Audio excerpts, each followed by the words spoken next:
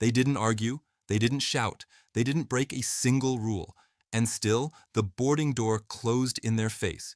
If you're over 70 and planning to fly in 2026, I need you to listen very carefully because right now, older travelers are being denied boarding at airports across the country. Not because they did anything wrong, but because the rules moved quietly and no one made sure you knew where they landed. This isn't a rumor. It's not a maybe someday scenario. It's already happening. I've watched it with my own eyes. People who arrived early folded their suit jackets neatly into carry-ons, printed their boarding passes, double-checked their gate, only to be told calmly and firmly that they would not be getting on the plane. They walked away from the counter, confused, embarrassed, sometimes holding back tears, asking themselves, "What did I do?" Here's the most unsettling part. Your experience no longer shields you. 20, 30, even 40 years of flying doesn't protect you from these changes. In fact, it can work against you. The habits and assumptions that served you well for decades are now the very things causing seniors to be stopped at security, turned away at check-in, and left behind at the gate. You might be thinking, I've flown my whole life. I know how this works. I know airports. I know the routine. And I believe you. You probably do know how it used to work. What you need to understand now is this. The system you're familiar with is not the system you're walking into anymore. Between late 2025 and early 2026, several things shifted. Identification rules tightened. Airline flexibility shrank. Security procedures changed in ways that affect older passengers more than most, especially those who have been traveling the longest. These changes didn't arrive with big signs at the airport entrance. They didn't show up as TV ads reminding seniors to check their documents. They slipped in through quiet policy updates, software changes, and internal memos. Most people never saw them coming, and when you don't know a rule exists, you have no way to prepare for it or defend yourself against it. That's how older travelers end up stranded while watching the plane they were supposed to be on back away from the gate. My goal tonight is simple. I want to make absolutely sure that doesn't happen to you. Here's why this feels so unfair and why once people finally understand what's going on, they replay the experience in their heads over and over. For decades, flying rewarded familiarity. You learned the steps, you knew what mattered and what didn't, you figured out how early you had to arrive, what you could carry, how security worked. Airport travel became part muscle memory, part common sense. The new environment does not reward familiarity. It doesn't care how many miles you've flown or how well you know the concourse layout. It cares about whether every box is checked, every form is correct, and every policy is followed exactly. No more, no less. Gate agents and TSA officers now have far less room to use their judgment than they did a few years ago. They're not allowed to say, "You'll be fine this time," or "I know you, you're okay." Their jobs, and sometimes their contracts, now depend on following the rulebook with almost no exceptions. So when something doesn't meet the standard, an ID, a document, a medical detail, the no can feel deeply personal even when it isn't. Seniors are getting caught in this more than other groups because many of these new rules collide directly with everyday realities of aging. Older forms of identification, long-standing medical routines, invisible mobility challenges, medications that have been a normal part of life for years. None of those are mistakes. But under the updated procedures, they can be enough to stop you cold. That's why so many older travelers are blindsided. They didn't blow off the rules. They simply never knew the rules had changed. Let me ground this in something real so you understand what's at stake. Not long ago, I watched a 73-year-old man arrive early for a flight he had been looking forward to for months. He was flying to his daughter's wedding. He had his suit folded carefully in his carry-on. His boarding pass was printed and tucked into a folder. He'd confirmed the ride, checked the gate, done everything exactly the way he always had. He had flown for business in his younger years. He'd flown for vacations. He'd never had a problem. But when he reached security, the officer took his ID, looked at it closely, and shook their head. His driver's license didn't meet the new federal standard for air travel. He had never heard of this. He had never needed to think about it before. The agent didn't argue with him. They didn't want to ruin his day, but their hands were tied. The rules were the rules. No matter how calm he stayed, no matter how many boarding passes he could show from the past, that flight boarded without him. The plane left, the wedding started, and he was still standing in an airport. He didn't miss it because he was careless. He didn't miss it because he was irresponsible. He missed it because the regulations moved and nobody told him. I am not sharing this to scare you. I'm sharing it because what happened to him was preventable. Every single failure point in that story is something you can avoid with information and preparation. That's what we're going to do together. Now, I'm going to walk you through the key things you must know before you fly in 2026 if you're over 70. These are not casual tips. They are not optional extras. They are the difference between being waved through to your gate and being quietly told, I'm sorry, there's nothing we can do. We're going to talk about what changed, why it matters, where seniors are getting tripped up, and exactly how you can protect yourself before you ever leave home. You do not need to be afraid to fly. You do not need to feel overwhelmed by all of this. What you need is to be informed about how things work now, not how they used to. Once you know that, you can move through the airport with your confidence restored. Let's start with the single biggest reason seniors are being stopped, and in some cases turned away before they ever reach the gate: identification. For years, a standard driver's license was enough. You handed it over, the agent glanced at the name and photo, and you were on your way. It didn't matter when it was issued or what kind of symbol was on it. If it looked official and wasn't expired, it worked. That era is gone. As the new standards phase in completely, the system no longer cares how long you've held that license or how many times you've successfully used it to fly. The only question now is, does your ID meet the exact federal requirements for air travel? And this is where countless seniors are getting blindsided. Many older adults renewed their licenses years ago before these standards existed or before their state fully adopted them. They haven't needed to think about it since. In their minds, their license is just current. They assume that means acceptable. They arrive early, stand in line, hand over the card, and are told it is not valid for flying. The shock is instant. Panic follows. And in that moment, there is no simple last-minute fix.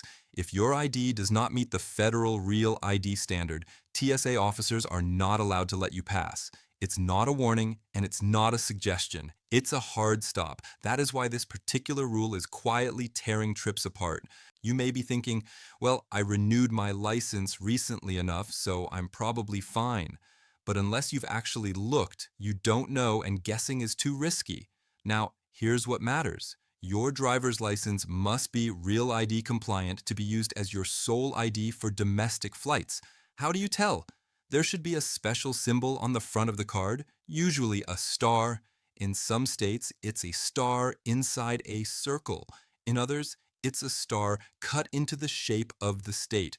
The exact design varies, and that's part of the confusion, but the bottom line is simple. If there is no star at all on the front, that license is not Real ID compliant, and TSA will not accept it as travel ID. I've watched people try everything to get around this. They show boarding passes from the past. They explain they used the same ID last year with no problem. They ask for a supervisor. In the end, nothing changes. The agents are not passing judgment on your character. They are checking compliance. And if the symbol isn't there, they cannot override the rule. If you check your license and realize there is no Real ID star, you are not out of options, but you are out of time if you wait until the day of travel to act. A valid US passport or passport card will still work regardless of whether your license is Real ID compliant. Many older adults do not have a current passport or haven't used one in years. If that's your situation, you have two main paths: renew or apply for a passport, or visit the DMV to upgrade your license to Real ID.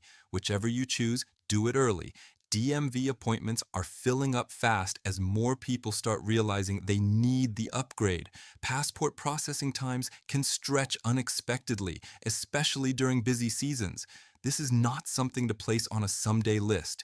Take your ID out today, right now, if you can. Look for that star, and if it's missing, make a plan. Don't wait until an agent at the airport is the one to tell you. Now let's move to something a lot of people have heard only in fragments: medical documentation. There's a rumor going around that once you hit a certain age, you need a doctor's note just to get on a plane. That is not true. Airlines cannot deny you boarding simply because you are over 70. Age by itself is not a medical condition. However, there are particular medical situations where documentation is now required, and those rules tightened quietly toward the end of 2025.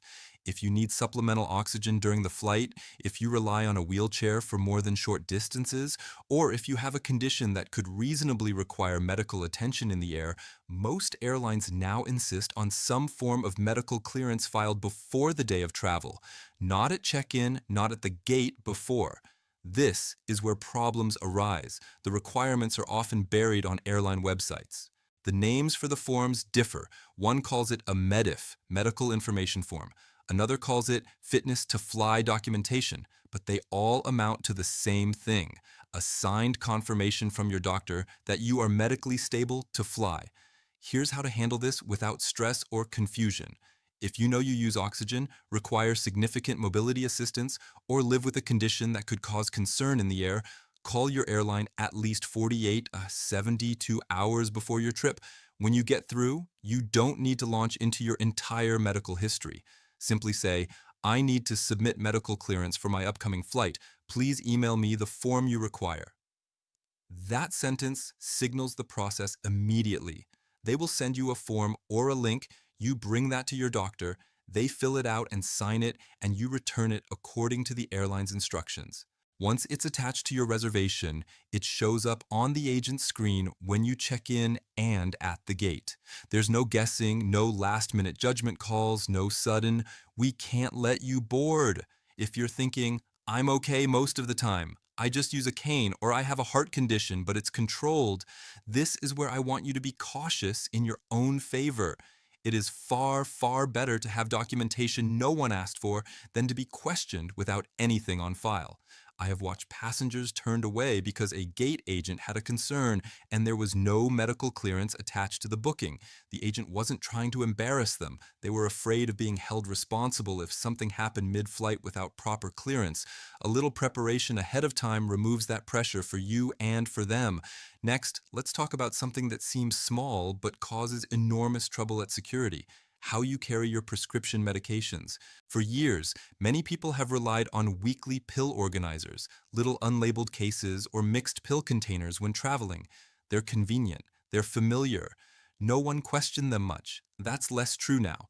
TSA officers are under more pressure to verify that medications, especially controlled substances or unfamiliar pills, are legitimate and belong to the person carrying them. If medications are loose in a plastic case with no labels, the officer has no way to confirm what they are. When they can't confirm, they're now far more likely to confiscate, especially if the medication looks like something that could be misused. I've seen older travelers pulled aside, their bag opened, their pill organizer emptied out on the table. The pills aren't in pharmacy bottles. There's no label with a name, no prescription slip. The officers aren't being cruel. They just don't have what they need to say yes. Sometimes crucial daily medications are taken away. That's a terrifying experience, especially when the pills are for heart conditions, blood pressure, blood sugar, or other critical issues. Here's how you avoid that entirely. Every prescription medication you take through security should be in an original pharmacy labeled container. The label should clearly show your name, the name of the medication, dosage, and prescribing doctor. If you don't want to bring a full 30 or 90-day supply, go to your pharmacy and say, I'm traveling and I need a smaller labeled bottle with just enough for the trip. Most will do this for you at no charge. They print a second label and put an appropriate number of pills in a small bottle. Keep all of these in your carry-on, not in checked luggage. Checked bags go missing or get delayed every single day. Your essential medications cannot disappear with them. For liquid medications like insulin, certain eye drops, liquid opioids, or other prescriptions, you are allowed to exceed the normal liquid limit, but you must declare them. Don't try to slip them through and hope for the best. At the start of the screening process, look at the officer and say calmly, I have medically necessary liquids in my bag that exceed the standard limit. They may ask to see them and test them. It adds a couple of minutes, then you're done. To make this even smoother, especially with injectable meds like insulin pens, carry a printed copy of your prescription or a brief note from your doctor. It's not strictly required, but in practice, it reassures the officer instantly and can shave 10 or 15 minutes off the process. What security needs is verification. When you make that easy, the tension disappears. Now, let's move up to the part of the process that makes a lot of seniors most nervous, the security checkpoint itself. You've probably heard of TSA PreCheck, and yes, it's a great program. You keep your shoes on, you leave your laptop in your bag. The line is often shorter and the pace is gentler, but there's something many older travelers don't know. Even if you don't have PreCheck, there are already built-in accommodations for older passengers in standard screening. If you are 75 or older, TSA guidelines allow you to keep your shoes and light jacket on in the regular line. That policy has been around for some time, but because it's not announced loudly, many seniors never take advantage of it. The officers are supposed to recognize your age, but in a busy checkpoint, things get rushed. If you're over 75, when you reach the front, you can simply say, "I'm 75," and keep your shoes and light outerwear on unless an officer specifically instructs otherwise for an unusual reason. If you're over 70 but under 75, this is where programs like PreCheck are worth serious consideration. A single enrollment fee covers 5 years, and many credit cards now reimburse that fee. For people who travel even once or twice a year, the reduction in standing, bending, and lifting is often worth it. Whether you're using age-based accommodations or PreCheck, the goal is the same: reduce the physical strain and confusion at security so that the process feels manageable, not overwhelming. Now, let's move from security to boarding, because this is where I see many seniors struggling unnecessarily and sometimes getting hurt because they don't know what they're entitled to. Pre-boarding. Airlines are required by federal law to allow passengers who need extra time or help to board before general boarding. That includes many older adults, but the way it's announced can make it easy to miss. You might hear something like, "We'll now begin pre-boarding for those who need extra time or assistance." But they don't specifically say seniors or older travelers. A lot of people over 70 feel awkward stepping forward. They don't want to be seen as needy or pushy. Please hear this clearly. Pre-boarding is not cheating. It's not taking advantage. It exists for your safety and for the smooth operation of the flight. When you board early, you have time to walk down the jet bridge without being rushed. You can get to your seat, put your bag away with help from the crew if needed, and get seated before the aisle fills up with people in a hurry, overhead bins slamming, bags knocking into shoulders. From the crew's perspective, older passengers who need extra time boarding first make everything easier and safer, not just for you, but for everyone else. You qualify for pre-boarding if it takes you longer to walk down the jet bridge, if you use a cane or walker, if lifting a bag overhead is difficult, if you feel unsteady in crowds, or if you simply need more time to get settled without pressure. Age is not the rule. Need is. But many people over 70 have needs that fall into that category, even if they feel reluctant to admit it. Here is a simple script you can use at the gate to make this easy and comfortable. Walk up to the counter, smile, and say, "I'd like to request pre-boarding because I need a bit of extra time to get settled." That's all. You don't need to explain your medical history. You don't need to apologize. The agent will flag your reservation and call you during the pre-boarding phase.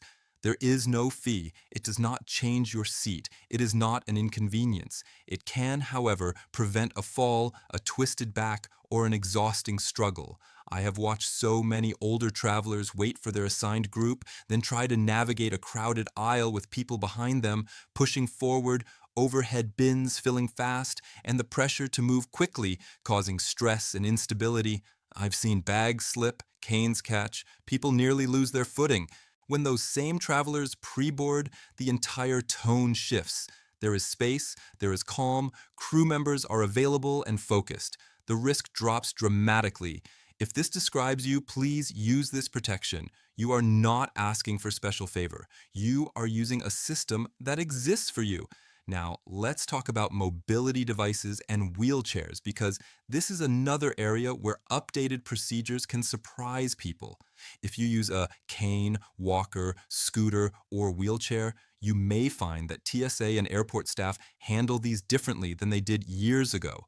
Devices are often swabbed for explosive residue. They may be sent through a separate scanner. You may be pulled to a slightly different area for screening. This does not mean you are being singled out for suspicion.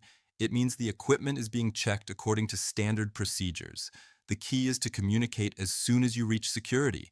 You can say, I use a mobility device and will need some assistance with screening. That sets expectations clearly. If you can walk a few steps safely, officers may ask you to walk through a scanner while your device is checked separately. If you cannot stand or walk without risk, you do not have to. You are allowed to remain seated in your wheelchair or scooter and be screened while seated. If anyone pushes you to stand when it feels unsafe, you can calmly say, I need to remain seated for screening due to mobility limitations. If the situation still feels confusing, ask for a supervisor. Supervisors are trained specifically to handle accessibility situations and can correct misunderstandings quickly. If your walker or wheelchair folds and you are able, collapsing it before the scanner can speed things up. If you can't manage that alone, ask for help. That's what they're there for. The biggest mistake older travelers make here is trying to tough it out in silence, standing when they shouldn't, rushing to keep up with others, agreeing to things that increase their risk of falling. You are not causing trouble by asking for the accommodation the rules already allow.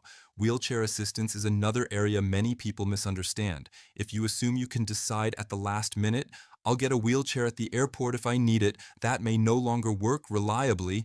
Airlines now contract with outside companies to provide wheelchair services, and staffing is often based on how many requests are in the system ahead of time. If you arrive needing help but did not request it when booking or at least 48 hours before your flight, there may be a significant wait.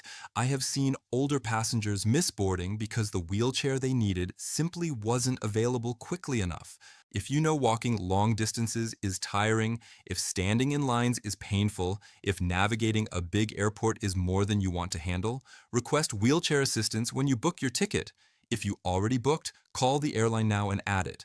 Ask for help from check-in to the gate and, if needed, from the gate to baggage claim at your destination. There is no charge for this. It is your right under accessibility laws. You are not taking something away from someone else. You are securing a service that exists so you can travel safely. Finally, I want to talk about something that often goes completely unmentioned: invisible disabilities. Not every challenge shows up as a device you can see. Many older adults live with chronic pain, arthritis, shortness of breath, balance problems, early cognitive changes, anxiety in crowds, or other conditions that make travel harder, even though they look fine from the outside. You are still entitled to accommodations in those situations. Airlines and TSA officers cannot guess what you need, and they are not allowed to assume. That's why it can feel like no one cares when really they just don't know. You don't have to share deeply personal medical details to get help. You can say something as simple as, I have a disability that isn't visible and I need a little extra time assistance. Then be specific about what you need: extra time, early boarding, help with bags, a quieter boarding process, or an escort through busy areas. These kinds of adjustments are considered reasonable.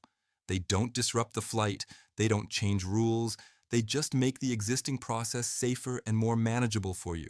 Asking for them is not complaining or being high maintenance. It's using the structure that already exists to protect you: how to pack and present prescription medications so they aren't questioned or confiscated at security, what age-based accommodations you're entitled to at TSA, and when programs like PreCheck can make a big difference. That pre-boarding is a right when you need extra time, not a favor you're begging for. How wheelchair assistance really works and why requesting it in advance is critical: that invisible disabilities are real, valid, and protected, and that you can ask for help without sharing your whole medical history. How a single quiet sentence to a flight attendant can make solo travel safer and more comfortable. None of this is about scaring you away from flying. It's about arming you with the information the system won't always explain clearly. When you know how things actually work now, you get your power back. Flights after 70 are absolutely still possible. They just require preparation, clarity, and the confidence to speak up early and calmly. The most important mindset shift you can make is this: Too many seniors feel ashamed to ask for help, or worry they're holding others up, or think they should be able to cope the way they did at 50. But the airport you're walking into in 2026 is not the same airport you used 20 years ago. Today, managing it yourself doesn't mean struggling in silence. It means planning ahead, using the systems that exist, and speaking up before a small issue becomes a crisis. When you do that, flying can feel structured, predictable, even calm again. I've watched prepared seniors in their 70s and 80s glide through the airport, documents in order, assistance arranged, boarding early, medications packed correctly, while others, just as capable in everyday life, stumble through unnecessary obstacles simply because no one ever sat them down and explained the new reality. Knowledge is the difference. Now you have it. Before we end, I'd like to hear from you. What worries you most about flying as an older traveler? Is it the long walks, the security lines, managing medications, being rushed, or something else entirely? Share it in the comments. I do read them and they help me decide what to cover next so that what you hear is genuinely useful in your real life. If this helped you, please share it with someone you care about, a parent, a grandparent, a neighbor, a friend planning a trip. A few minutes of information can prevent missed weddings, missed holidays, and a lot of unnecessary stress. And if you'd like more calm, clear guidance like this, consider liking the video and subscribing to US Guide. It helps this kind of information reach the people who quietly need it most. Thank you for spending this time with